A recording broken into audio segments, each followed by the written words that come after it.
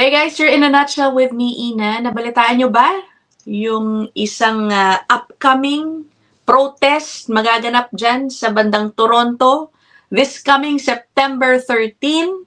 Okay, next week na po yan. Anong araw ba yung September 13? Saturday, next week. So meron pong inorganize na isang anti-mass immigration protest. Okay, it's going to be held in at the Christie Pitts Park. Okay, again sa September 13. Let me show you the poster. Okay, na tungkol po dyan. This is directly from the organizer of the event.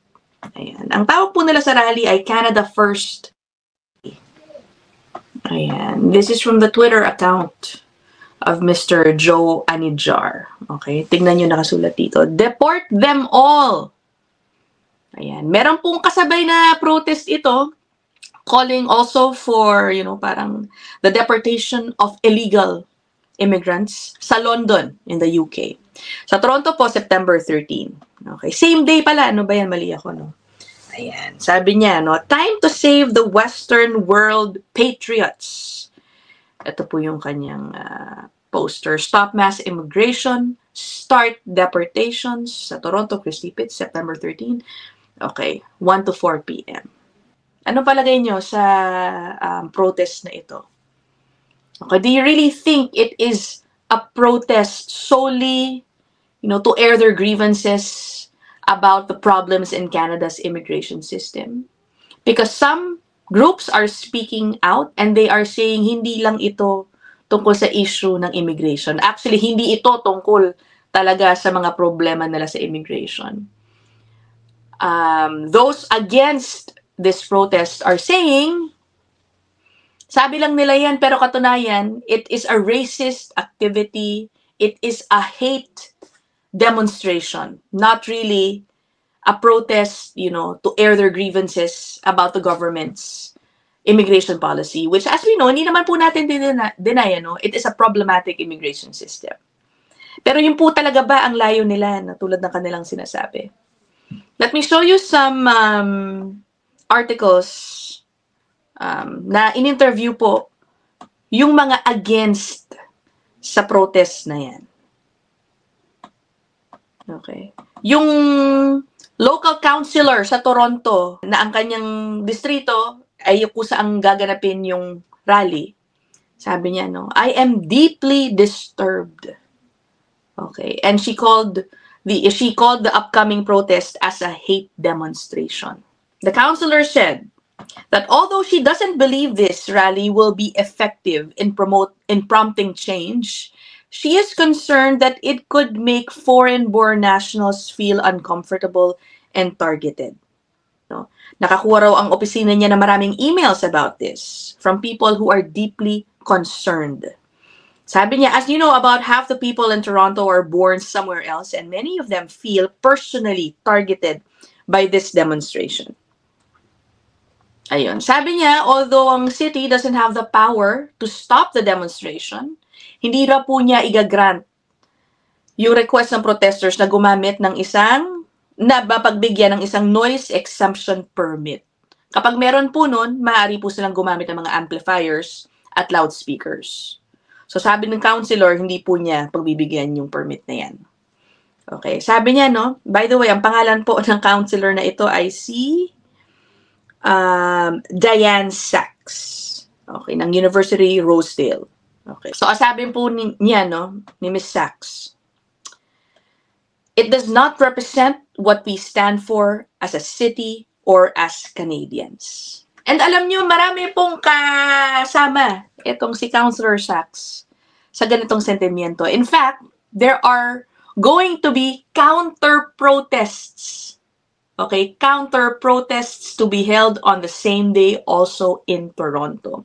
At kung ako ang tatanungin, ang observation ko, parang mas maingay pa nga ang mga organizers na magiging counter-protests. Okay, ito po, may report sa halimbawa. Ito, okay? Rally against hate, showing up to oppose racism. Ito po yung isa sa mga nagpaplanong mag-rally against what they believe is the message of hate being promoted by the Canada First protest. Sabi, ang imbitasyon nila, ito nakasabi, no to hate, yes to immigrants. Okay? Meron pang isa, ito rin yan, no? Sabi nung isang report din, we have the power, locals organizing to oppose racist rally at Christie Pitts Park. At ayun na nga, an anti-immigrant rally planned for Christie Pitts this month has spawned 2 counter-protests. Okay. If you ask me, do I think it is a hate demonstration? Yes, I believe so. You know, sa totoo lang, I would support calls to reform the immigration system, to address the loopholes in it, to address fraud, diba? I am against, you know, entering Canada through illegal means. Ayoko din yan, okay? That needs to be improved. Ang sinasabi po ng organizer nung Canada First Rally, yun lang naman din ang panawagan namin. Yun lang talaga. Pero sa totoo, when you watch the videos of them talking, parang may iba po sila talagang hangarin. They use derogatory terms against some immigrants. That's not good. Kung ang intensyon mo ay ireforma lang naman, ay manawagan para sa reforms in immigration, I don't think that is the right way to do it. Also, I noticed actually, yung pong mga supporters ng Canada First protest, yung poster po na ginagamit nila, which by the way, dinelete na nila, no? Pinalitan nila. Maliban dun sa caption na nakasulat na anti-mass immigration, tapos mga start deportations, meron pong isang linya sa ilan nilang posters na binura na nila ngayon. Ang nakasulat doon, remigration. Remigration. Kung isipin mo sa mga panahon ngayon, gusto lang naman nilang ipa-deport yung mga illegals. You know, and there's nothing wrong with that. Maari, pero, okay. Guys, we should be wary of these types of terminologies in this specific case. Why? The term remigration, it may appear harmless to you today.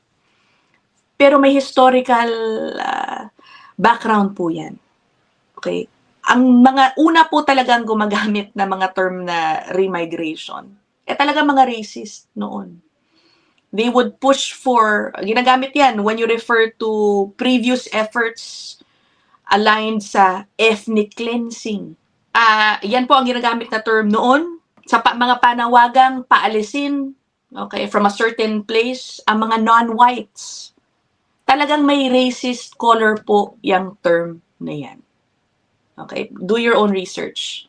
Google nyo what is remigration and how it is linked to hate and racism. And this term used by far-right supporters who target non-white communities with the underlying belief that, you know, the whites are the superior race. Sa history po nyo yan matututunan. Okay. So what do I think about what's going to happen on September 13?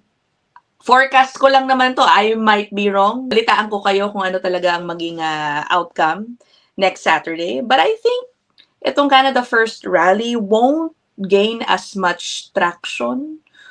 Only because not even the Conservative Party has expressed support for it. Okay. I think alam nila yung totoong layunin ng grupong yan. And also, they're not gaining too much media attention. In fact, I won't be surprised if yung counter-protests ang makaka-attract ng mas malaking crowd. Yeah, that's just my forecast. What do you think about it? Ano? Well, one way to really know if it is a hate demonstration is to see what's going to happen on the day itself. Abangan natin. Bantayan natin kung ano yung mga terminologies na sasabihin nila. Bantayan natin yung mga silatang bibitawan dyan sa protestang yan. Ano? But anyway, that is it for now. I will end this episode here. Let me know what you guys think. I will end this episode. I'll see you guys in the next one. Bye!